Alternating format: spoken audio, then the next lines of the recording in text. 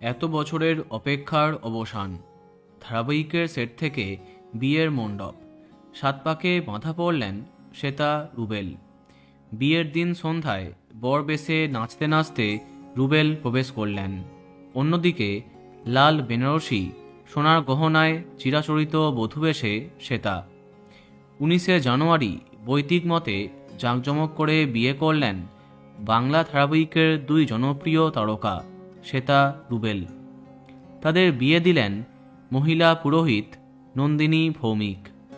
এদিন শুধুমাত্র রুবেল শ্বেতাকে সিঁদুর পরিয়েছেন তা নয়, শ্বেতাও রুবেলের কপালে সিঁদুর ছুঁয়ে দিয়েছেন।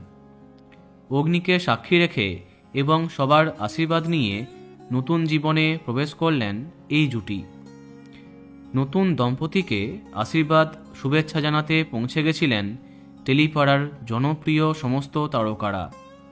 শ্যামপ্তিসহ কোন গোপনে মন ফেসেছে ধারাবাহিকের সমস্ত শিল্পীদের এদিন দেখা যায়। তোমরা দেখতেই পাচ্ছ সেই মুহূর্ত। মিসমি, রণজয়, অস্মিতা, নীল, শ্রীতমা সবাইকেই দেখা যায়। জমিয়ে খাওয়া দাওয়ার সাথে অনেক মিষ্টি মুহূর্ত শেয়ার করতে দেখা যায় তাদেরকে। কিন্তু রুবেলের বিয়েতে এখনও অবধি পল্লবী শর্মাকে দেখা যায়নি। সম্ভবত পর্দার স্বামী সৃজনের বিয়েতে নিমন্ত্রিত ছিলেন না পর্ণা। কিন্তু কেন?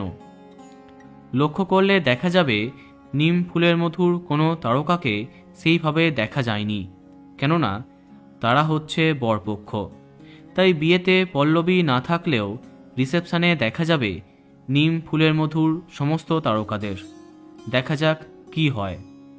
তো বন্ধুরা, ভিডিওটি এইটুকুই। বাংলা বিনোদনের অন্যান্য আরও খবর পেতে সাবস্ক্রাইব কারেন্ট বস। ধন্যবাদ।